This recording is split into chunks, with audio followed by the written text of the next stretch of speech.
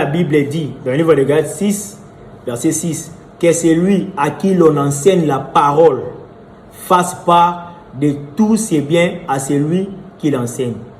Bien-aimés Seigneur, je vais maintenant entrer en détail pour vous expliquer ces passages de Galates 6, 6. Parce que beaucoup d'hommes de Dieu interprètent cela mal. Ou bien, je peux dire, ils comprennent mal ces passages. Ils comprennent mal ces passages. Déjà, vous devez savoir que la dîme, la pratique de la dîme, et ce qui est mentionné dans le livre de Galates chapitre 6, verset 6, tout cela n'ont pas eu lieu dans la même époque. Je ne trouve pas juste, ce n'est pas juste de prélever l'offrande après avoir enseigné le peuple du Seigneur. Galates 6, y compris de prélever la dîme à la même époque. Cela n'a jamais eu lieu dans la Bible. Ce n'est pas juste. Comment est-ce que toi, un homme de Dieu, tu peux au même moment prélever la dîme et au même moment prélever Galates 6. Tandis que tu sais bien que ces deux choses n'ont jamais eu lieu dans la même époque. Ces deux pratiques n'ont jamais eu lieu dans la même époque. Ce n'est pas juste. Est-ce que vous êtes conscient de ce que vous faites? Maintenant, je vais vous expliquer, entrer en détail pour vous parler, vous expliquer Galates 6. Qu'est-ce que veut dire Galates 6? Donc, je vais vous expliquer pour que vous puissiez comprendre ces passages. Parce que beaucoup de personnes expliquent cela d'une manière vague. Ou bien eux-mêmes ne comprennent même pas ce qu'ils disent.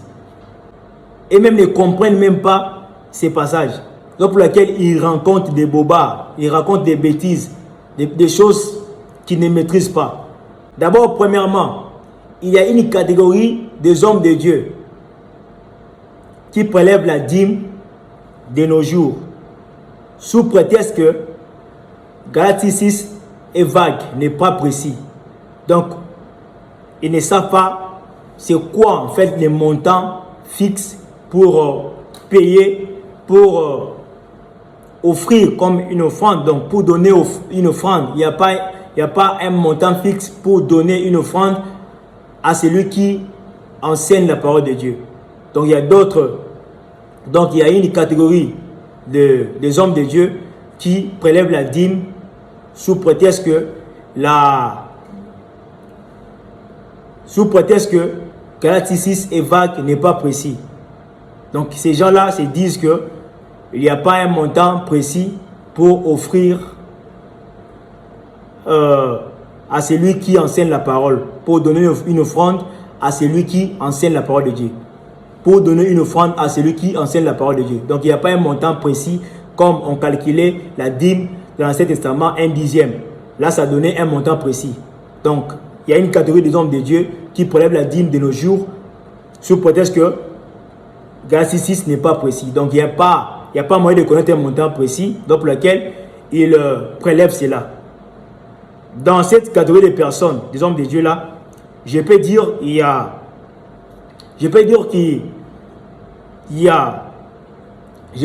que d'une part, ces gens-là ont raison, si et seulement si, hormis la dîme, ils ne prennent pas une offrande conforme à Galates 6.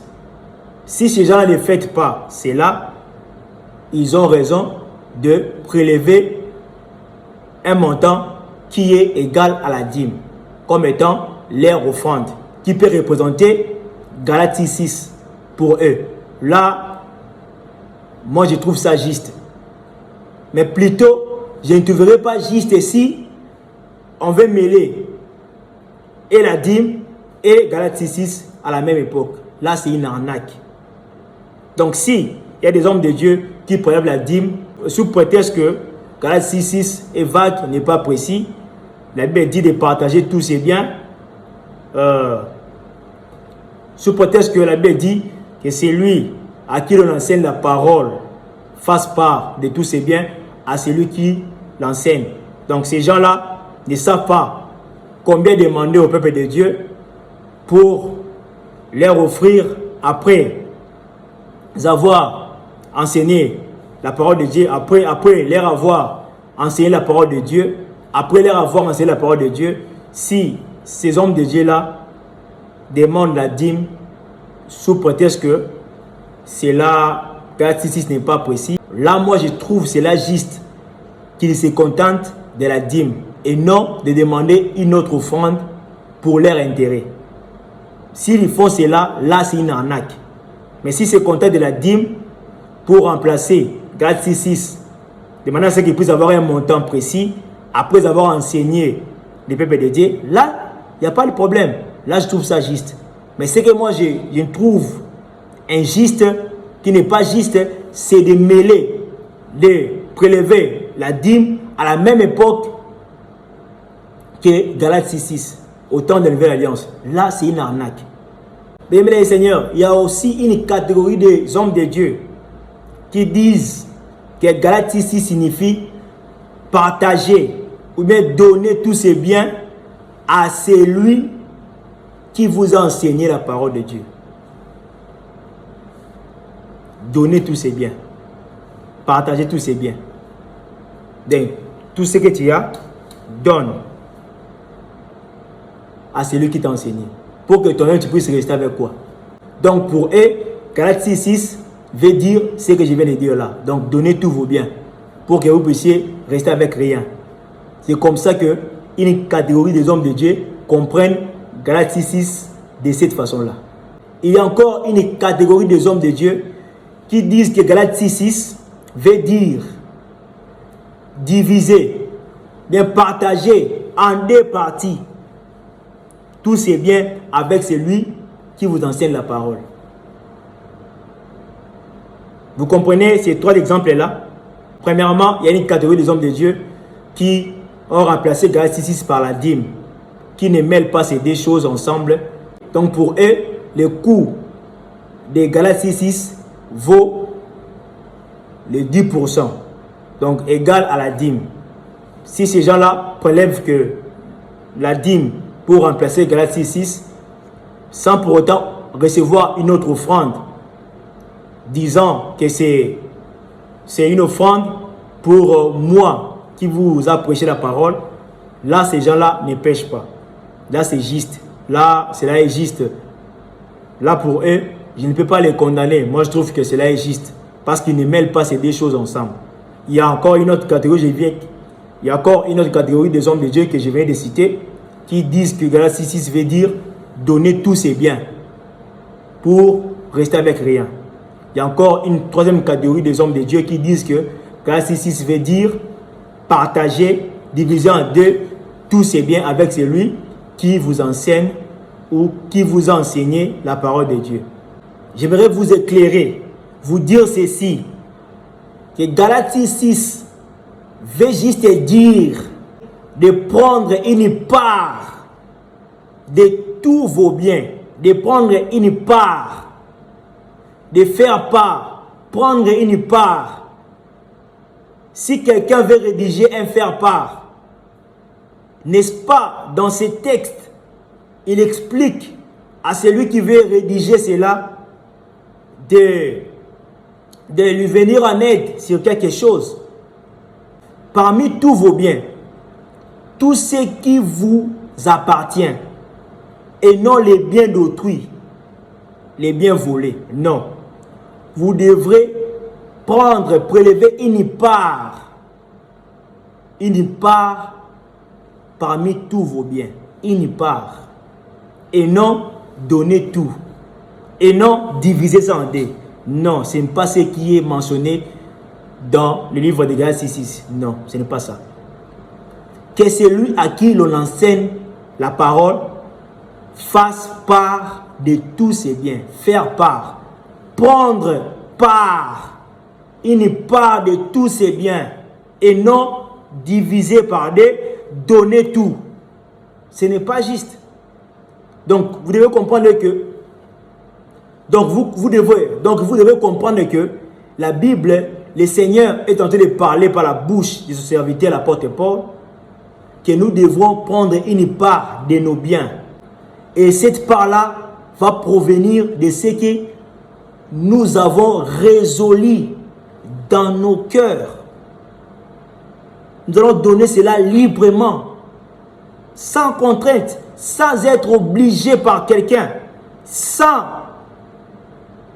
fixer un montant par quelqu'un. Il peut se faire que vous possédez des parcelles. Dieu vous convainc de donner une parcelle pour son œuvre, mais d'offrir une parcelle pour un quelconque serviteur de Dieu. Cela peut se passer.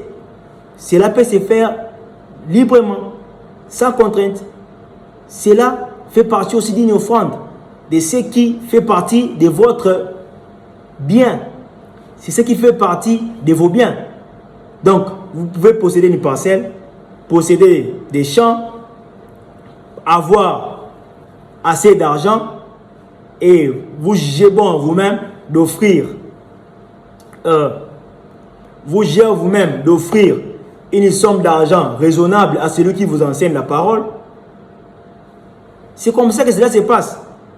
Donc le montant n'est pas fixé, mais le Seigneur qui convainc le cœur, parce que la Bible dit que c'est Dieu qui crée en nous le vouloir et le faire. Toi qui vas prêcher l'évangile, toi qui vas prêcher la bonne nouvelle, et que le peuple va être enseigné par toi, c'est lui-même le Seigneur qui va créer le vouloir et le faire dans le peuple, dans ses fidèles. Ce n'est pas à toi de forcer ces gens-là.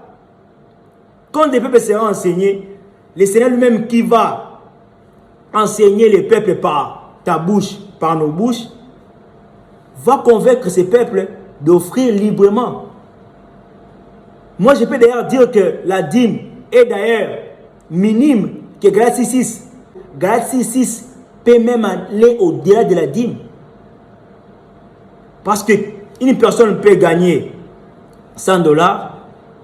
Si elle doit payer la dîme, ça sera 10 $.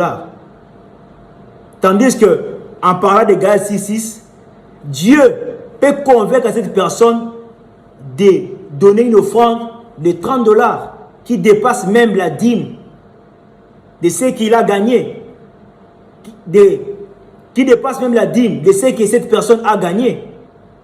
Donc vous comprenez que à une autre dimension, Galatie 6 dépasse même la dîme. Galatie 6 est même plus avantageux que la dîme. C'est ce que beaucoup d'hommes de Dieu ignorent. Parce que quelqu'un peut posséder 10 voitures. Et Dieu convainc cette personne à offrir des véhicules, même 3, aux hommes de Dieu différents. Comme étant une offrande, après avoir écouté la bonne nouvelle. Or, si cette personne devait payer la dîme, elle ne pouvait même pas faire cela. Donc, vous comprenez que... Donc, vous devez comprendre qu'à une certaine dimension, Dieu, en instituant Galatie 6, donc Dieu, en instituant Galatie 6 par la bouche de l'apôtre Paul, c'est pour que lui-même, il puisse nous convaincre les fidèles, travailler, créer dans ses enfants, dans son peuple, le vouloir et le faire pour bénir ses serviteurs. C'est ce qui est juste. Donc, il ne faut pas que quelqu'un vous trompe à ce sujet. Vous disant que Galatie 6 veut dire partager tous vos biens ou bien diviser cela. Galatie 6 veut dire donner tous vos biens pour que vous puissiez rester avec rien ou bien diviser cela par deux. Cela n'est pas juste. Cela n'est pas juste. Parce que Dieu lui-même, sachant que nous avons des besoins,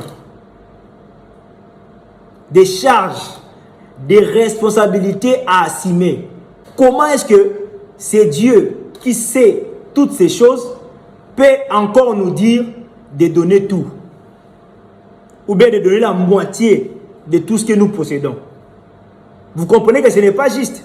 Ce n'est pas ça la compréhension de Galatie 6. Donner tout, donner la moitié. Non, ce n'est pas ça. Parce que Dieu lui-même sait bien que nous avons des charges, des besoins, des responsabilités à assumer. Il y a des personnes qui doivent nourrir leur famille, qui doivent payer les loyers, qui doivent payer les transports. Si c'est fait que tout ce que la personne gagne doit donner à celui qui l'enseigne la parole. Maintenant, dites-moi, avec quoi cette personne, cette dernière, va payer les loyers, va payer la scolarité de ses enfants, va nourrir sa famille, va payer les transports pour aller au boulot comme d'habitude. Vous comprenez que cela n'est pas juste. C'est pourquoi Galates 6:6 veut dire tout simplement que parmi tout ce que nous possédons comme bien, le Seigneur nous exhorte à prendre une part de nos biens, d'offrir cela à celui qui nous enseigne la parole de Dieu. Et non de donner la moitié, mais de donner tout. Là, c'est une arnaque, ce n'est pas juste. Tandis que Dieu lui-même sait que nous avons des besoins à réaliser, nous avons des besoins à accomplir, nous avons des responsabilités à assumer, des charges. Ce n'est pas juste. Dieu n'est pas un idiot. Dieu est plus sage que nous tous. Il ne peut jamais dire cela. Donc, Galates 6:6 ne veut pas dire diviser en deux parties, partager en deux parties tous nos biens ou bien donner tous nos biens pour que nous puissions rester avec rien. Ça, c'est le mensonge. Ce n'est pas ça. Donc, c'est juste prélever une part de nos biens pour offrir à celui qui nous enseigne la parole de Dieu ou bien qui nous a enseigné la parole de Dieu. Et cette somme-là va venir et cette somme-là nous sera indiquée, nous sera soufflée par Dieu qui crée en nous le vouloir et le faire. Il n'y a pas, ce que vous devez savoir est que il n'y a pas un montant fixe pour payer, pour offrir à celui qui vous enseigne la parole de Dieu. Mais cela se fait librement, comme vous allez. Cela se fait librement, comme vous avez résolu dans vos cœurs. C'est en se servant de la libéralité que vous devrez offrir, donner une offrande à celui qui vous enseigne la parole. Si le Seigneur vous convainc d'offrir une voiture, d'offrir une maison, une parcelle, d'offrir un véhicule, d'offrir une somme d'argent raisonnable selon que vous allez, selon que vous-même vous connaissez le coût, là c'est le Seigneur qui vous convainc, faites-le. Faites-le. Faites-le. Mais que personne ne vous oblige à donner un montant quelconque. Là c'est une arnaque. C'est une arnaque. Je crois qu'il peut se faire. Je crois qu'il peut y avoir un service dans une assemblée où on veut peut-être acheter des instruments, organiser une campagne d'évangélisation, organiser une campagne d'évangélisation pour la gloire du Seigneur. Là, cela est juste d'organiser. Là, cela est juste de faire un service où on peut demander aux personnes qui sont touchées de contribuer pour arriver à avoir une somme raisonnable de manière à ce qu'ils puissent avoir la réussite, la tenue de la dite cérémonie, la campagne d'évangélisation ou bien d'acheter un instrument quelconque dans une assemblée. Ce n'est pas une obligation. Ce n'est pas à obliger les peuples de Dieu. Mais il peut se faire que ces services puissent avoir lieu et que s'il y a des gens qui sont touchés pour donner cela librement, là, cela est juste. Cela est juste. Vous comprenez un peu bien le Seigneur. Donc là, dans ces cas-là, cela est juste. Qu'il puisse avoir de temps en temps les services d'offrande où les gens donnent librement, se servent de la libéralité. Là, cela est juste. Donc, les personnes, les fidèles donnent sans contrainte, donnent comme ils ont résolu dans leur cœur, tout en soutenant l'œuvre de Dieu, à aider non seulement les hommes de Dieu, Parce que la Bible dit dans l'église primitive, il n'y avait aucun indigent. Cependant, les chrétiens de ce temps-là, de cette époque, qui servaient de la libéralité, ceux qui possédaient les champs les vendaient pour déposer les prix au pied des apôtres. Et à leur retour, les apôtres distribuaient cela aux pauvres. Donc c'est ce qui doit se faire. C'est cette pratique-là qui doit se faire de nos jours, de maintenant à jamais. Donc nous aider les uns les autres, nous soutenir par nos biens les uns les autres. C'est ce qui est juste. Sans distinction des races, des catégories, des rangs sociaux. Donc nous devrons nous aider comme cela avait eu lieu au sein de l'église primitive. Donc nous devrons continuer à pratiquer ces actes-là, à pratiquer cela parce que cela est juste. C'est pourquoi il n'y avait aucun indigent. C'est le Seigneur qui bénissait l'église parce que c'est lui qui était derrière cette pratique. Donc nous devrons nous soutenir les uns les autres, non seulement soutenir nous qui sommes les hommes de Dieu qui vous prêchons l'évangile, mais plutôt aider les pauvres, soutenir ceux qui sont dans les besoins, aider tout le monde. Aider tout le monde, c'est ce qui est juste. Donc hormis Galatie 6, donner une offrande, une partie de ses biens, de nos biens, à celui qui nous enseigne la parole. Donc il est recommandé d'aider les pauvres, de soutenir ceux qui sont dans les besoins, c'est ce qui est juste. Donc de pratiquer l'amour du prochain. Aller peut-être dans les orphelinats, aider les enfants qui n'ont plus de parents, des enfants qui n'ont personne pour les scolariser, aider ces enfants-là, aider les veuves comme Tabitha Dorcas les faisait à son époque. Donc cela est juste d'aider les gens qui sont dans les besoins. Bien-aimés Seigneur, je vais essayer de lire dans le livre de Genèse chapitre 3 à partir du verset 17 au verset 19. Que dit la Bible? Il dit à l'homme, puisque tu as écouté la voix de ta femme et que tu as mangé de l'arbre au sujet duquel je t'avais donné cet ordre, tu n'en mangeras point. Le sol sera maudit à cause de toi. C'est à force de peine que tu en tireras ta nourriture tous les jours de ta vie.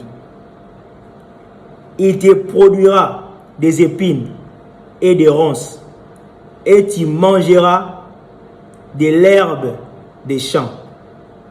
C'est à la sueur de ton visage que tu mangeras du pain, jusqu'à ce que tu retournes dans la terre d'où tu as été pris. Bien-aimés Seigneur, si j'ai prélevé ce passage, c'est pour vous montrer que le fait de travailler concerne tout le monde. Donc tout le monde est censé travailler, y compris nous qui vous prêchons la parole de Dieu. Parce que la Bible parle de tout homme d'une manière générale. Nous savons que Adam fut le premier homme, ou bien la première créature à exister dans le monde, donc en chair. C'est Adam qui fut le premier être humain. C'était Adam qui fut le premier être humain. Donc Dieu en parlant cela. Donc Dieu en parlant cela, il fait allusion à tous les hommes. Que tu sois serviteur de Dieu, cela te concerne. Nous tous, nous devrons travailler. Nous devons travailler. Donc cela est juste de travailler et non de se contenter des offrandes, des dîmes ou de quoi que ce soit. Nous devons travailler. C'est en travaillant que nous allons nourrir nos familles, nous allons répondre à nos différents besoins. C'est en travaillant. Et non en escroquant les peuples de Dieu, en escroquant les hommes en escroquant les peuples de Dieu, en vendant l'huile, en vendant des mouchoirs, en vendant quoi que ce soit pour que ces derniers puissent recevoir l'onction, la bénédiction, patata. Non, il faut travailler. En étant homme de Dieu, il n'y a aucun verset qui vous défend de travailler. La Bible nous encourage de travailler, tout en étant un homme. il est juste de travailler. Parce que Dieu a donné cet ordre à Adam, cela est valable pour nous tous. Je vais encore lire dans le livre des Actes des Apôtres, chapitre 18, à partir du verset 1er au verset 3. La Bible dit ceci. Après cela, Paul partit d'Athènes et se rendit à Corinthe. Il y trouva un juif nommé Aquilas, originaire du Pont, récemment arrivé d'Italie avec sa femme Priscille, parce que Claude avait ordonné à tous les juifs de sortir de Rome. Il se lia avec eux. Et comme il avait le même métier,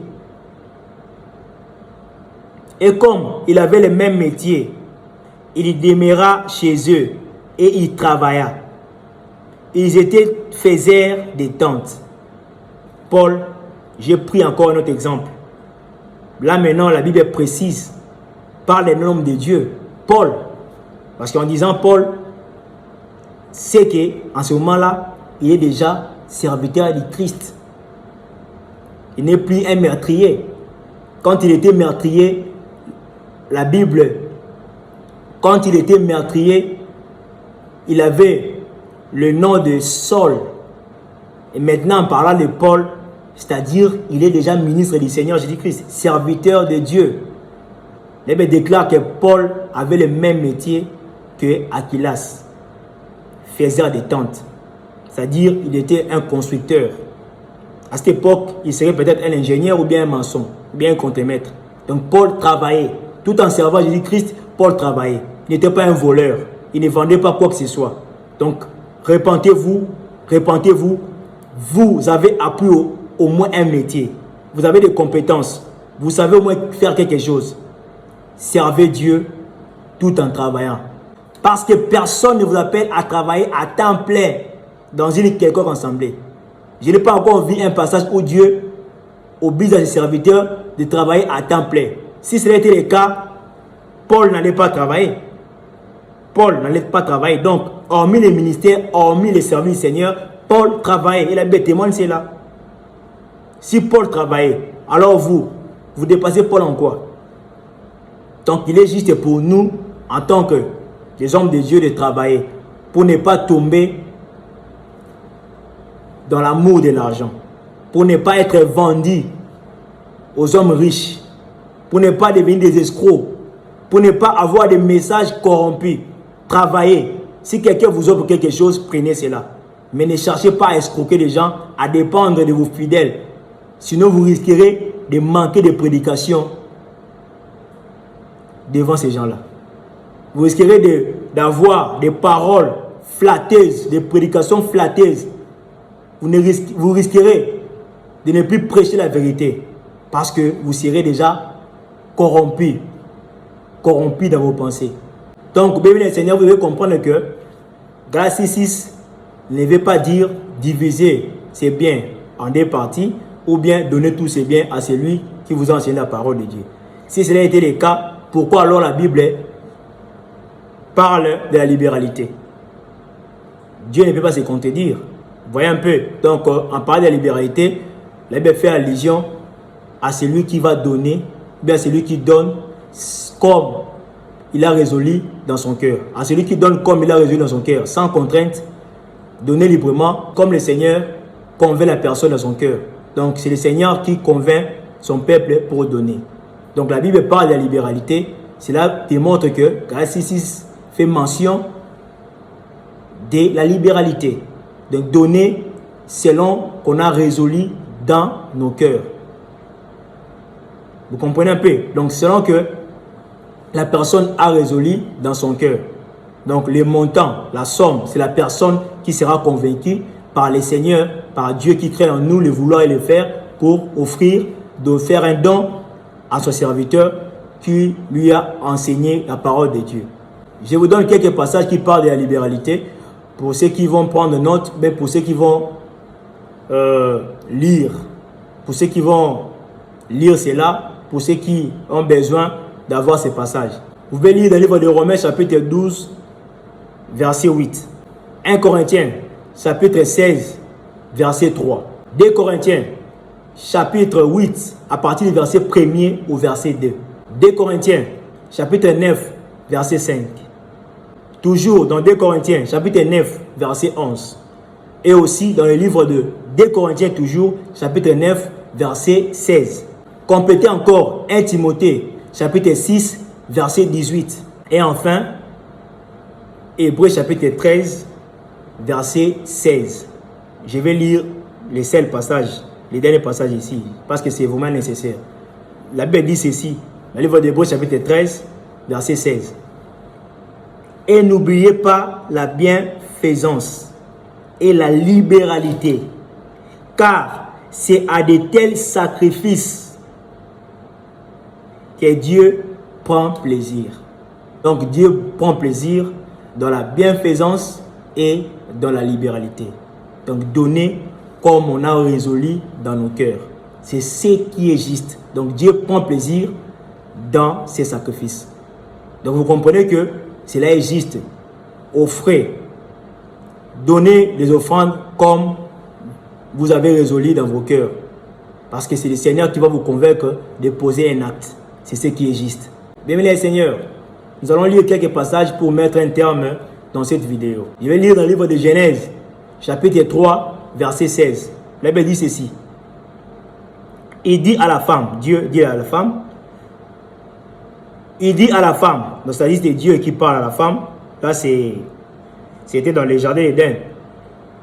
Il dit à la femme, j'augmenterai la souffrance de tes grossesses. Tu enfanteras avec douleur et tes désirs seront portés vers ton mari. Et tes désirs seront portés vers ton mari, mais il dominera sur toi. Donc ici, la Bible nous témoigne encore que le Seigneur Dieu, qui avait parlé par la bouche de son serviteur, l'apôtre Paul, pour écrire le livre de Galates, précision, Galates 6.6, c'est-à-dire le même Dieu savait que nous allons répondre aux désirs de nos femmes, nous les hommes. Donc les désirs de la femme, de nos femmes seront portés sur nous. Or, en parlant des désirs de la femme, il y a plein de choses, y compris aussi leurs besoins, qui vont nécessiter qui vont nécessiter à ce que nous puissions leur assister par nos moyens, par nos biens, donc répondre à leurs besoins. Or, les femmes ont plusieurs besoins, vous le savez tous. Donc, si c'est fait que, donc si on se met à suivre la théorie de certains hommes de Dieu, disant que Galates 6.6 veut dire diviser par deux tous nos biens, ou bien donner tous nos biens, comment alors on peut parvenir à répondre aux besoins de nos femmes, comme Dieu l'a décrit dans ces passages. Donc vous voyez que ce n'est pas juste. Je vais encore lire dans le livre de Matthieu chapitre 7, à partir du verset 9 au verset 11. La Bible dit ceci. Lequel de vous donnera une pierre à son fils s'il lui demande du pain, ou s'il demande un poisson, lui donnera-t-il un serpent? Si donc, méchant comme vous l'êtes, vous savez donner de bonnes choses à vos enfants, à combien plus forte raison votre Père qui est dans les cieux donnera-t-il de bonnes choses à ceux qui les demandent?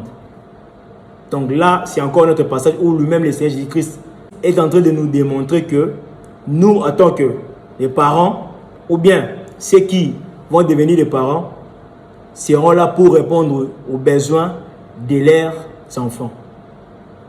Donc, cela est juste. Donc, vous comprenez que cela n'est pas juste de donner tous nos biens à celui qui enseigne la parole de Dieu, ou bien diviser par deux. Parce que d'abord, nous avons des besoins des femmes à pallier, y compris aussi les besoins de nos enfants à pallier, à remédier. Vous comprenez que tout cela est catégorisé. Les loyers à payer, les vêtements. Donc, il y a un tas de besoins à y remédier. Et enfin, bien-aimé Seigneur, je vais lire dans le livre de 2 Corinthiens, chapitre 9, à partir du verset 6 au verset 14. La Bible dit ceci. Sachez-le, celui qui sème peu moissonnera peu, et celui qui sème abondamment moissonnera abondamment. Que chacun donne comme il l'a résolu en son cœur, sans tristesse. Vous comprenez cela? Comme il a résolu en son cœur. Donc personne ne peut vous forcer. Personne ne peut vous obliger de donner une somme quelconque, un montant quelconque. Comme il l'a résolu en son cœur, sans tristesse, ni contrainte. Donc, ne pas murmurer parce qu'on t'a forcé à faire cela. Ce n'est pas juste. C'est de l'arnaque. Car Dieu aime celui qui donne avec joie. Et Dieu peut vous combler de toutes sortes de grâces, afin que, possédant toujours en toutes choses de quoi satisfaire à tous vos besoins, vous ayez encore en abondance pour toute bonne œuvre. Selon qu'il est écrit, il a fait des largesses, il a donné aux indigents. Sa justice subsiste à jamais. C'est lui qui fournit de la sémence aux semeurs, donc c'est Dieu, et du pain pour sa nourriture.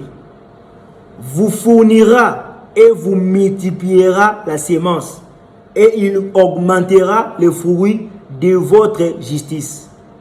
Vous serez de la sorte enrichis à tous égards pour toute espèce de libéralité qui, par notre moyen,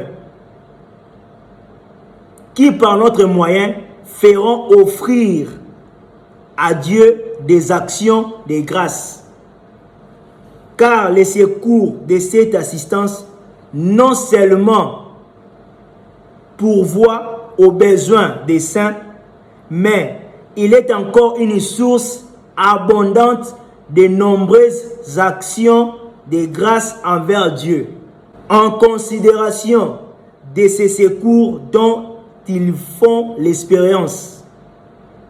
Ils glorifient Dieu de votre obéissance dans la profession de l'évangile de Christ et de la libéralité de vos dons envers eux et envers tous.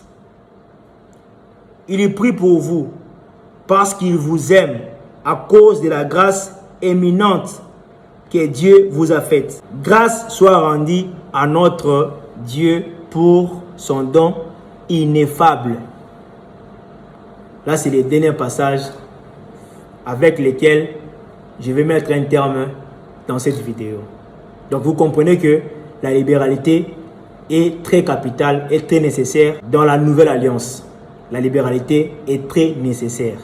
Le Seigneur nous exhorte à pratiquer cela pour tous les saints, pour les hommes de Dieu, pour tous ceux qui sont dans les besoins. Donc, vous comprenez que Galatie 6 veut dire donner une partie de ses biens. Donc, en donnant cela, on se sert de la libéralité. Donc, on donne comme on a résolu dans nos cœurs.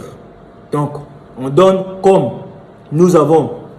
Donc, nous donnons comme nous avons résolu dans nos cœurs. Donc, personne ne peut vous obliger, personne ne peut vous forcer à donner cela. Parce qu'en donnant comme vous avez résolu, vous allez donner avec joie, comme cela a été mentionné dans ces passages. C'est avec joie parce que vous-même, vous savez que vous avez ôté une part pour payer les loyers, pour payer la scolarité de vos enfants, pour soutenir vos épouses, pour vous avez préservé une partie, une somme d'argent pour vos déplacements. Donc, quand vous finissez à prélever tout cela, y compris les restes que vous allez épargner, c'est là que le Seigneur va vous convaincre de donner, d'offrir à celui qui va vous enseigner, ou bien à celui qui vous enseigne la parole de Dieu. Et celui qui vous enseigne la parole de Dieu, ce n'est pas nécessairement le visionnaire de vos assemblées. Hein. Ce n'est pas ça. Ce n'est pas ça. Vous pouvez être enseigné partout. soit en écoutant une prédication par un réseau social quelconque, ou soit en écoutant la parole de Dieu, en étant enseigné dans un véhicule, ou soit lors d'un funérail. Donc partout la parole de Dieu sera prêchée et que vous êtes enseigné, si le Seigneur vous convainc à offrir à cet homme-là qui vous enseigne la parole, faites-le. Parce que la Bible ne parle pas que de vos pères spirituels. Comme on le dit couramment, c'est lui qui vous a baptisé. Non. Ou bien le visionnaire de vos assemblées. La Bible parle de tout celui à qui l'on enseigne la parole. Donc celui qui va enseigner la parole, c'est lui qui est habilité à enseigner le peuple de Dieu, c'est tout homme de Dieu ayant le Saint-Esprit en lui. Donc ce n'est pas que ce ne sont pas que vos conducteurs, les conducteurs, donc ce ne sont pas que les visionnaires de vos assemblées, vos conducteurs, mais plutôt ce sont tous les hommes de Dieu qui ont le Saint-Esprit en eux, qui prêchent la vérité de la parole de Dieu, qui vont vous enseigner la parole de Dieu. Dès que vous êtes convaincu d'offrir à ces gens-là, faites-les comme le Seigneur va vous convaincre. C'est ce qui existe. Bien, Seigneur, je vais ouvrir une parenthèse. J'ai constaté pendant un long moment qu'il y a une catégorie des hommes de Dieu qui prêchent dans des marchés. Dans des marchés, là où les gens vendent des choses, des histoires et tout et tout. Et aussi, il y a une autre catégorie de personnes, des hommes de Dieu, qui prêchent d'habitude dans des véhicules. Dans les véhicules. J'ai constaté cela pendant un long moment. Et ces deux catégories de personnes-là, après avoir prêché, ils demandent toujours des offrandes. Ils demandent toujours des offrandes. Je ne sais pas s'il se réfère de quel passage biblique. Qui vous a envoyé d'aller prêcher dans des véhicules ou bien dans des marchés. Et à la fin des comptes, après avoir prêché, vous demandez des offrandes. Beaucoup aussi prennent l'évangile pour mendier, pour devenir des mendiants. Pour mendier, pour demander de l'argent, ils se servent de l'évangile du Seigneur Jésus-Christ. Est-ce que vous êtes normal? Vous ne pouvez pas vous tenir là, dans un véhicule, bien dans un marché, pour demander une aide sans se servir de la parole de Dieu. Ça ne peut pas marcher. Qui vous a envoyé de mendier avec la parole de Dieu? Est-ce que c'est Dieu qui vous a envoyé de faire cela? La Bible dit que quand vous allez enseigner la parole de Dieu, c'est lui qui va écouter, qui va être enseigné là.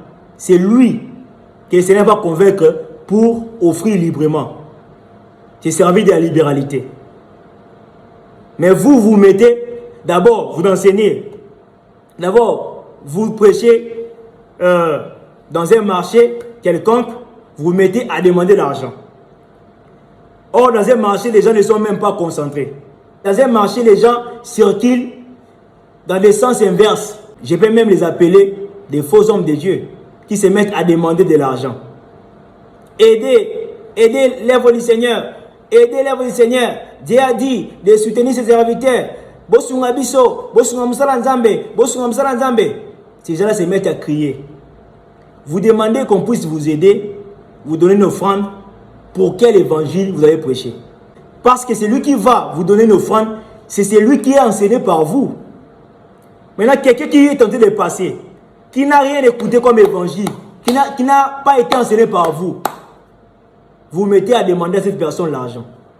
Sur quel droit cette personne-là doit vous offrir de l'argent, doit vous donner de l'argent? C'est sur quel droit? Sur quel passage?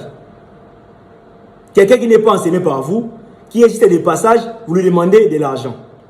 Au lieu de se mettre à mendier ou bien de demander de l'aide, si vous êtes dans le besoin, laissez l'évangile de côté, demandez de l'argent parce que vous avez besoin de ça.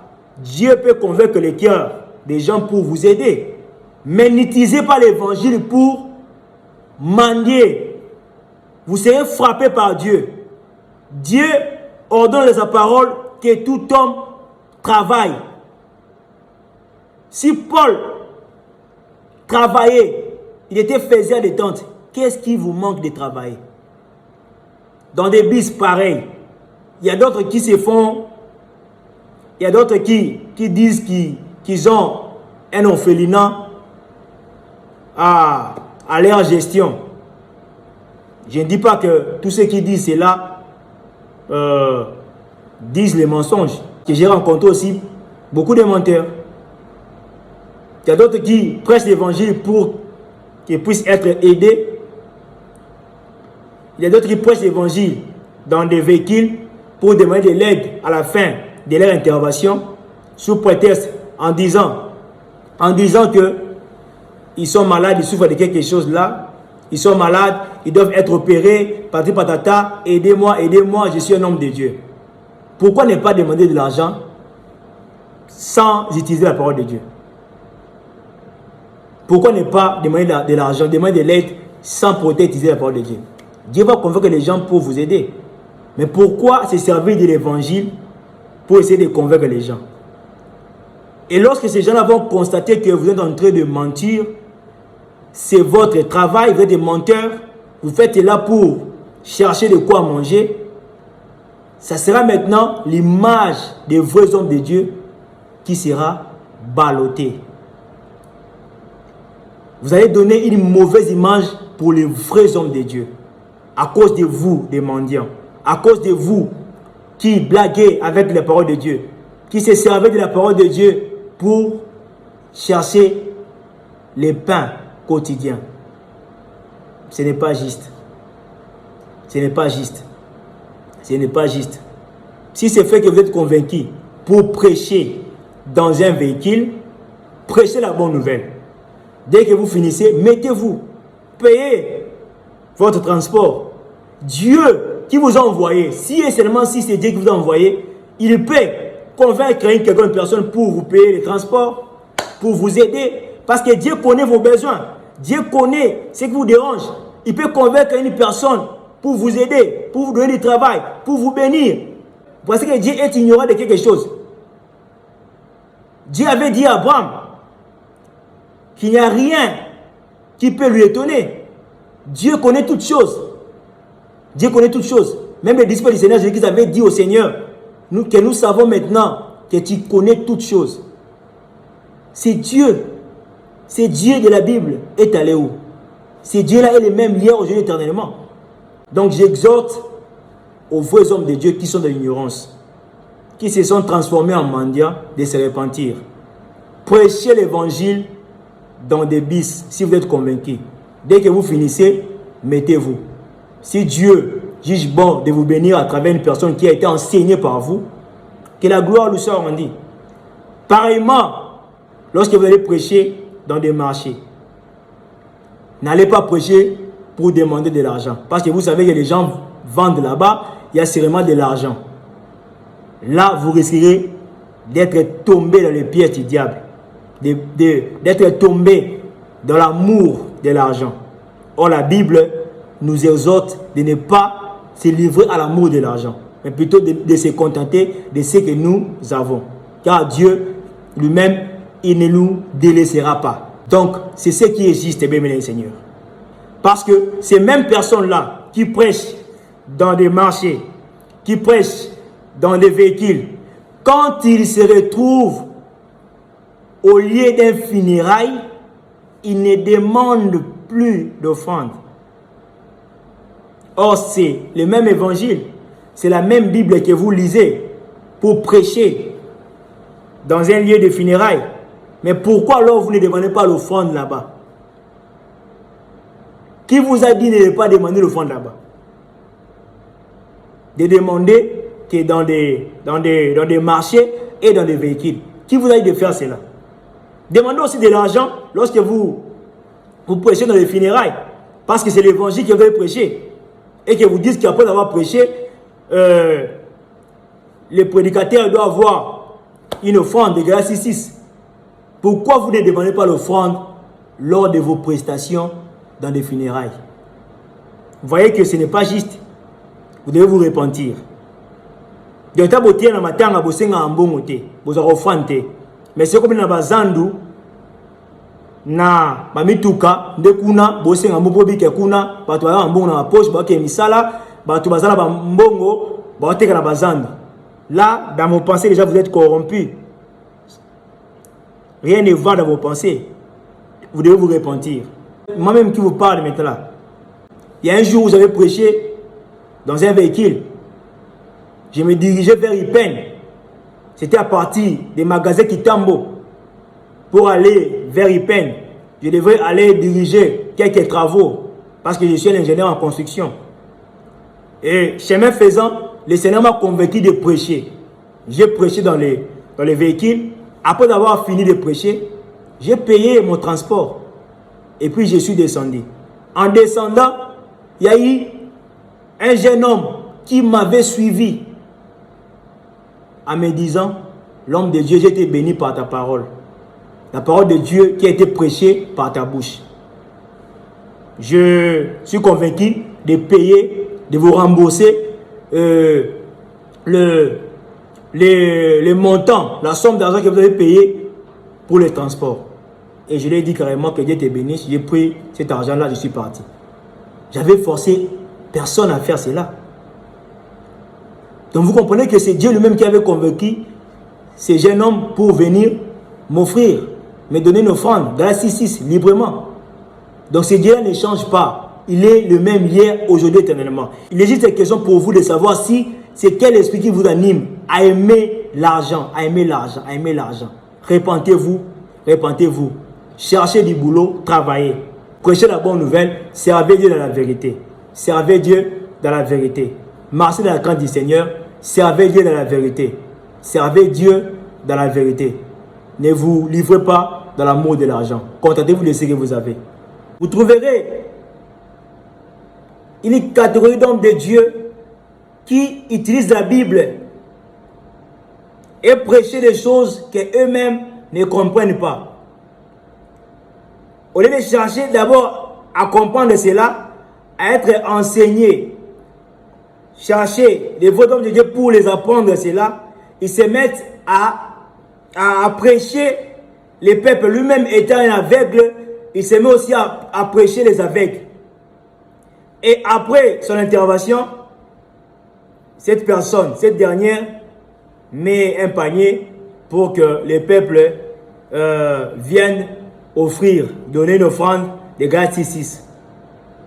La Bible dit dans Galates 6.6 que celui à qui l'on enseigne la parole fasse part de tous ses biens à celui qui l'enseigne. La Bible parle d'un enseignant. Tu es un prédicateur, mais il faut enseigner le peuple. En prêchant là, il faut enseigner le peuple. Ce n'est pas n'importe qui a droit de recevoir l'offrande. Peuple de Dieu, retenez cela. Mes frères et sœurs, retenez cela. La Bible insiste, la Bible dit que c'est lui qui t'enseigne la parole. Enseigner veut dire t'amener à assimiler, à comprendre quelque chose. À comprendre la parole de Dieu. À recevoir un plus. Ce n'est pas qu'une personne se met dans un marché pour prêcher la parole et que toi tu es de passage, tu n'as rien compris. Et cette dernière insiste, te demande d'offrir à Dieu. Tu vas offrir à Dieu par rapport à quoi? Par rapport à quel enseignement? Tu as reçu quoi comme enseignement? Qu'est-ce que cette personne t'a appris pour qu'en retour tu puisses offrir à cette personne? La Bible insiste qu'il faut enseigner le peuple, apprendre le peuple de Dieu. Et quand tu apprends le peuple de Dieu, c'est à ce moment-là que tu as droit. Ce peuple doit être reconnaissant pour offrir des présents, t'offrir, te donner une offrande de reconnaissance. Parce que le Seigneur a placé dans ses serviteurs la parole. Et c'est lui qui nous apprend sa parole pour apprendre à son peuple. Mais toi d'abord, tu n'enseignes même pas la parole. Parce que toi-même, tu n'as pas la connaissance de la parole de Dieu. Tu n'as pas l'esprit du Seigneur en toi. Tu te mets à prendre la Bible pour aller prêcher et gagner de l'argent. La Bible est devenue un outil pour vous pour gagner de l'argent. Vous vous servez de la Bible pour vous enrichir, pour gagner de l'argent. toi qui donnes tes offrandes à celui qui te prêche la parole, est-ce que cette personne t'enseigne? Est-ce que tu ajoutes un plus sur ses prédications? Parce que la Bible parle d'un enseignant, de celui qui t'apprend des choses. Cette personne peut être le visionnaire de ton assemblée, ou bien toute autre personne, ministre de Dieu qui se trouve dans ton assemblée, ou bien de partout. En suivant une vidéo quelconque où un homme de Dieu est en train de parler d'un sujet, d'enseigner sur quelque chose, et que le Seigneur t'enseigne par cette personne-là, si tu es convaincu d'offrir pour cette dernière, donne une offrande, fais quelque chose pour cet homme de Dieu-là, parce que c'est Dieu qui te convainc. La condition est d'abord que tu sois enseigné. Et non seulement qui m'outote, malama royo zika kopesi offrande. Tena sunga mosala nzambe, basunga basala nzambe. La Bible zoloba awa ke mutu oyazo aye koliso maloba nzambe. Mutu oyazo aye kolisa o mema yo o comprendre o sosolo lo kotike o sosola te. Mutu wana nde bongi yo pesa ye offrande. Dena o eza yo bozwi o kanisa ndenge mutema na yo etuta yo ndenge le Seigneur po yeme nkolo ne ba chaka te zo posa ko pesa. Musolo makoki montant oyo kola ko tona mutema opesa mutu wana lokola libonza na oyo kola ye coalition na njana ye. Mais ce que mutu ye coalition le côté po temika na Bible yango ne foyo o banda ko bimisa mbongo yango ne fande ko escroquer yo bo pesa bo sunga mosala nzambe te. Si tu es un vrai homme de Dieu, ce mutu a tini bo sunga mosala basolo ayende ko enseigner malobanza parce que kola tindaka bana ye kola tindaka basena na ye bisika oyo bato wana posa maloba na ye. Tango atina mosena na ye aotia na zandu. C'est que aotinda ye et pas bato oyo bana posa maloba oyo aotinda wana. Et na oyo otelema oganga en l'air. Apolo ko insista bato ba pesa offrande. Wana nde yango ben ko enseigner pe de Dieu. Pe yango osengela ngo offrande basunga yo. En faisant cela, on se réfère à passage de la Bible. Donc, ouvrez vos yeux, ne vous laissez pas être escroqué, être arnaqué. Même dans vos assemblées, il peut se faire que vous arrivez en retard et que la prédication, le mois de la prédication est déjà passé. Vous n'êtes pas obligé à payer l'offrande. L'offrande, je dirais l'offrande pour les prédicateurs. Mais s'il y a d'autres paniers, l'avancement de l'œuvre du Seigneur et autres parties, selon l'organisation de l'Assemblée, là, vous pouvez payer. Mais pour ce qui concerne la prédication, vous ne pouvez pas payer parce que vous n'avez pas suivi la prédication. Parce que vous n'avez pas suivi la prédication. Il s'est fait qu'il y a eu l'embouteillage lors de votre venue au culte. Ce n'était pas par votre propre gré. Mais vous avez raté ce qui a fait que vous avez raté le mois de prédication. Maintenant, pourquoi vous pouvez payer l'offrande pour une prédication dans laquelle vous n'avez pas été enseigné, une prédication dans laquelle vous n'avez même pas entendu, vous n'avez pas été enseigné lors de ces cultes? Pourquoi alors vous devrez payer l'offrande tandis que vous n'avez pas écouté la prédication, vous n'avez pas été enseigné? La Bible parle de celui qui vous enseigne la parole. Et sur ce point, j'insiste, je ne suis pas là pour encourager ceux qui viennent d'habitude en retard au culte. Ceux qui en font de cela une habitude. Non. Cela dépend de la manière dont la personne croit en Dieu, de la manière dont la personne considère Dieu, reconnaît qui est Dieu dans sa vie. Parce que la Bible dit que ce qui est de Dieu écoute la parole de Dieu. Donc ce n'est pas forcé. Donc le fait de venir en retard à perpétuité, d'habitude, ou bien de ne pas venir en retard, ou bien de venir en retard par un obstacle, tout cela ne sont pas la même chose. Il y a des personnes qui n'aiment pas écouter la parole de Dieu, qui viennent dans un lieu de culte juste par complaisance, parce que cette personne a été forcée, on avait forcé de venir au culte et tout et tout et tout. Mais il y a une autre catégorie de personnes qui viennent, qui assistent au culte, qui se réunissent avec les autres frères dans le Seigneur. Ces personnes-là savent que elles sont des dieux. Raison pour laquelle elles écoutent, elles aiment écouter la parole de Dieu.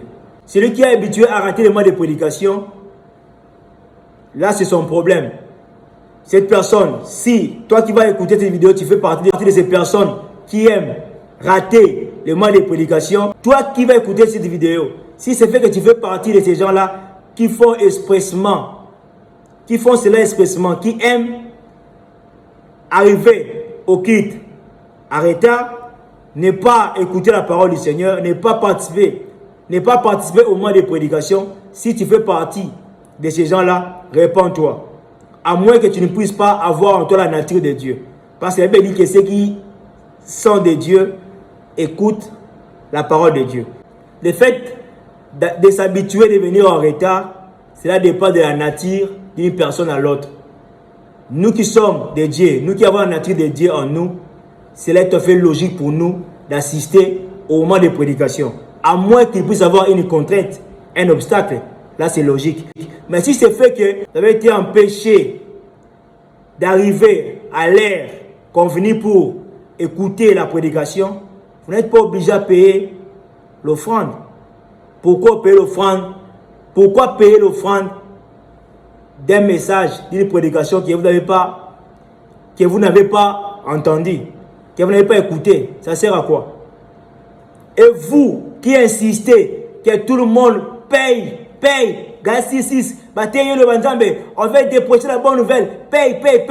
Vous insistez pourquoi? Qui vous a dit d'insister? Pourquoi insister? Pourquoi d'abord insister? Ça sert à quoi? Déjà, il faut d'abord savoir si vous êtes des enseignants. Il faut d'abord s'assurer si l'Esprit du Seigneur est en vous pour enseigner la parole de Dieu. Si vous êtes vraiment rassuré que le Saint-Esprit est en vous et que vous êtes enseigné de la parole, c'est à ce moment-là, ceux qui vont vous écouter prêcher, être enseignés là, ce sont ces personnes qui sont concernées à donner les offrandes d'une manière volontaire, dans la joie, en se servant de la libéralité. Donc, il est demandé à tout homme de Dieu, vrai homme de Dieu, de prêcher la bonne nouvelle, tout en enseignant la parole de Dieu. Enseigner la parole de Dieu aux fidèles, au peuple de Dieu. C'est ce qui est dit et recommandé dans Galatie 6. Celui qui a droit de recevoir l'offrande de Galatie 6, c'est celui qui t'enseigne la parole.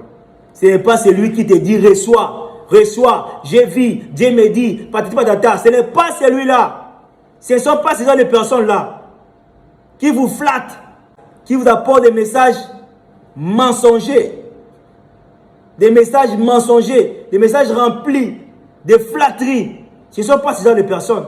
Ce sont des personnes qui prêchent la parole de Dieu comme cela est décrit dans la Bible.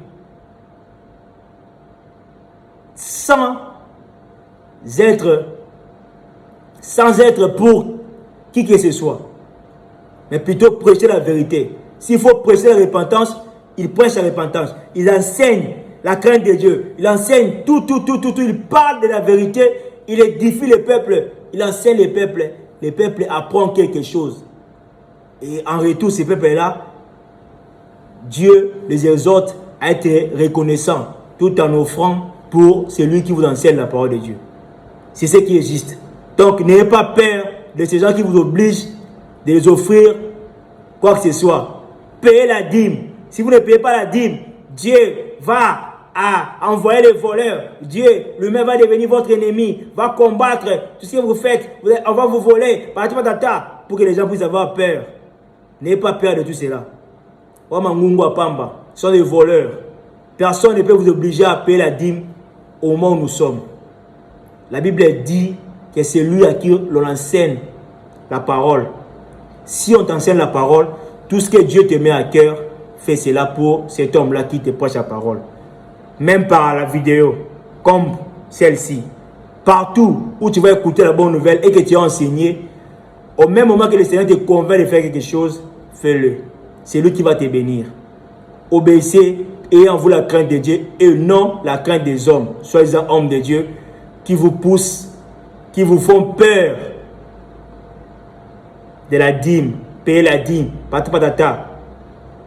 Quelqu'un qui prend beaucoup de temps à parler de la dîme. Donner des enseignements sur la dîme pour exciter, pousser le peuple à payer ça, à se sentir dans l'obligation de payer la dîme autant nous sommes dans la nouvelle alliance. C'est quelle folie! Faire des enseignements sur la dîme, obliger les gens à payer la dîme autant nous sommes. Qui vous envoie faire cela?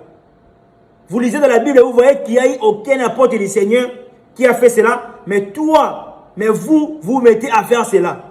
Vous avez qui comme référence à faire ce genre de choses dans la nouvelle alliance? Ce qui est encore pire est que vous trouvez encore une catégorie des hommes de Dieu qui prennent quelques minutes seulement pour prêcher. Je ne dis pas qu'il faut toujours prendre beaucoup de minutes, plus d'une heure, 2 heures de temps pour enseigner le peuple de Dieu. Mais je parle de ceux qui prennent peu de minutes pour prêcher, sans pour autant enseigner la parole de Dieu, sans pour autant enseigner au peuple du Seigneur la parole de Dieu. Mais vous trouverez qu'au moment des offrandes, ces personnes-là vont passer beaucoup de temps à demander de l'argent. Faites très attention aux assemblées où vous trouverez que le mois des offrandes prend beaucoup de temps que les autres moments. Faites très attention. Il est juste que la parole de Dieu, les moments de la prédication dépassent tous les autres moments. Parce que tout a été créé par la parole. La parole, c'est lui-même Jésus-Christ. Jésus-Christ n'est pas la prière. Jésus-Christ n'est pas les chansons. Mais Jésus-Christ est la parole. Donc la parole doit être valorisée. La parole doit avoir beaucoup de temps lors de nos rassemblements. Parce que c'est la parole qui a tout créé. Donc il est juste de passer beaucoup de temps à enseigner la parole de Dieu. S'il faut demander l'offrande, il faut le faire d'une manière normale. Mettre un panier que les gens viennent donner sur leur propre volonté. Mais aller au-delà, faire des appels de fonds. J'ai entendu parler de ça. J'ai été aussi victime de ça. Appel de fonds. Il y a des choses que les gens créent lors de leur rassemblement. Des paniers d'esprits de mort. Des différentes appellations pour des paniers. Tout cela pour recevoir de l'argent. Repentez-vous sérieusement. Repentez-vous. Repentez-vous. L'appel de fonds n'existe pas dans la Bible. Offrande d'esprit de mort. Offrande être épargné de telle maladie, de telle autre maladie. Est-ce que vraiment tout va bien? L'esprit de mort, n'est-ce pas que c'est Dieu qui a créé la mort et la vie? Les maladies, tout ce qui existe dans le monde, n'est-ce pas que c'est Dieu qui a créé tout cela? Lui-même Dieu, le bon Dieu, vous avez peur de la mort, des maladies, et vous avez peur de la mort des maladies, pour laquelle vous mettez à créer des offrandes, soi-disant, sous prétexte que les peuples seraient épargnés des maladies, de la mort, appel des fonds, parti patata, soutenez tel homme de Dieu, salabani, tout ça la boye, faisons ceci, faisons cela, appel des fonds, de telles choses, de telles choses. Donc, vous ne pouvez pas faire une organisation pour une activité que vous avez, peut-être une campagne d'évaluation tout court. Mais faire un appel de fonds, pour celui qui a prêché la parole de Dieu, cela n'a pas de sens. Cela n'a pas de fondement dans la Bible. Si Dieu est bon, que toi qui as prêché la bonne nouvelle et que tu as enseigné le peuple de recevoir de ces peuples-là $100 par exemple, contente-toi de cela. Pourquoi faire l'appel de fonds pour gagner plus? Là, c'est maintenant ta volonté que tu veux maintenant imposer au peuple de Dieu. Et d'ailleurs, ils se mettent aussi obligés de donner tout ce que vous avez.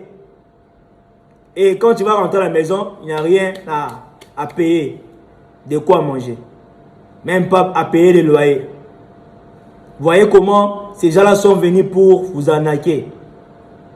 Toi qui vas écouter cette vidéo et que tu es un homme de Dieu, pratiquant ces choses, réponds-toi. Réponds-toi. Réponds-toi, homme de Dieu. Repentez-vous, homme de Dieu, vous qui commettez ces choses. Repentez-vous. Arrêtez de créer des choses, des histoires pour vous faire de l'argent. C'est Dieu qui a tout créé. c'est Dieu lui-même, Dieu de paix, lui-même, il liera Satan. C'est Dieu lui-même, le Dieu de paix, c'est lui-même qui va écraser Satan. C'est lui-même qui va écraser Satan. C'est lui-même. La Bible dit que le Fils de l'homme est apparu pour détruire les œuvres du diable. Donc nous, d'ailleurs, on ne fait rien. Tout ce que nous faisons, c'est par Jésus-Christ. C'est lui qui travaille en nous. Et son nom qui nous a été donné est pour nous une arme. C'est en son nom, parce que lui, il habite en nous. C'est en son nom, c'est en lui, c'est en lui. C'est lui qui fait toutes choses. C'est en lui que nous nous glorifions. Pourquoi avoir peur de l'esprit de mort tout en donnant une offrande? Qui avait fait cela dans l'église primitive? Qui avait donné une offrande dite appel des fonds? Qui avait fait cela dans l'église primitive? Parce que le jugement va être basé par la parole de Dieu et non par ce que vous créez là pour vous enrichir. Répentez-vous. Vous qui êtes les élus de Dieu et que vous êtes encore dans l'ignorance, remettez Dieu à sa place. Soyez conscientisés à travers de cette vidéo, à travers de ces messages. Prêchez la bonne nouvelle. Arrêtez d'obliger les offrandes. Ce n'est pas une obligation. Ce n'est pas que je dois obliger quelqu'un à t'offrir. Enseigne la parole. C'est Dieu lui-même qui convainc les cœurs. C'est lui qui va créer. C'est lui qui crée en nous le vouloir et le faire. Vous qui êtes hommes de Dieu, les vrais hommes de Dieu, respectez la parole de Dieu. C'est Dieu qui va vous bénir. C'est Dieu qui va nous bénir. C'est Dieu qui va nous bénir tous. Cher peuple de Dieu, cherchez vous-même aussi à vérifier la Bible. Cherchez vous-même aussi à vérifier tout ce qu'on vous prêche dans la parole de Dieu, si cela est juste. Comme il est écrit dans le livre de Actes des Apôtres, chapitre 17, à partir du verset 11, que ces Juifs avaient les sentiments plus nobles que ceux des Thessalonites. Ils réussirent la parole avec beaucoup d'empressement. Ces gens-là cherchaient à vérifier les Écritures pour savoir si ce qu'on leur disait était vrai. Vous aussi, peuple de Dieu, vous devez faire cela. Vérifier les Écritures. Tout ce que ces hommes de Dieu inventent dans vos assemblées, cherchez à vérifier cela, si c'est là. Cherchez à vérifier si c'est là. Trouvez un fondement dans la Bible. Tout ce qu'on vous prêche, tout ce qu'on vous dit de faire, cherchez à vérifier si cela est juste dans la Bible. Si cette pratique-là est continuelle aussi. Parce qu'il y a des pratiques qui peuvent exister dans la Bible. Mais ces dernières sont abolies par le Seigneur. Ces pratiques ne sont plus continuelles. Donc cherchez à faire cette différence. Cherchez à faire cette différence. À observer des pratiques qu'on vous oblige de faire. Si cela est d'abord dans la Bible, trouvez un fondement dans la Bible. Et la deuxième des choses que vous devez faire est de savoir si cela est continuel. Faites très attention. Si quelque chose n'existe pas dans la Bible, ne la pratiquez pas. En deuxième lieu, si cette chose existe dans la Bible et que la pratique de cette dernière a été abolie, a disparu, ne le faites pas aussi. Ne commettez pas cette pratique-là. Craignez Dieu, parce que c'est Dieu qui va vous juger. Il y a des hommes, des faux dieux qui sont dans le monde pour emporter beaucoup d'entre vous en enfer. Dieu va se baser de sa parole pour juger le monde et non par ce que vos prophètes disent, et non par ce que les faux hommes de Dieu là vous disent qui ne sont pas basés dans la Bible. Donc vraiment, je vous prie de faire très attention, mes frères et sœurs chrétiens. Sentez-vous à l'aise quand vous faites le bien. Ne donnez pas seulement à nous qui sommes les hommes de Dieu, mais donnez aussi à tous ceux qui sont dans les besoins. Aidez les pauvres, aidez les veuves, faites du bien à ceux qui vous maltraitent, aidez ceux qui sont dans les besoins. C'est là que vous pratiquez l'amour du prochain, la charité. Prêchez la bonne nouvelle, servez Dieu dans la vérité. Servez Dieu dans la vérité. Marchez dans la crainte du Seigneur, servez Dieu dans la vérité. Servez Dieu dans la vérité. Ne vous livrez pas dans l'amour de l'argent. Contentez-vous de ce que vous avez.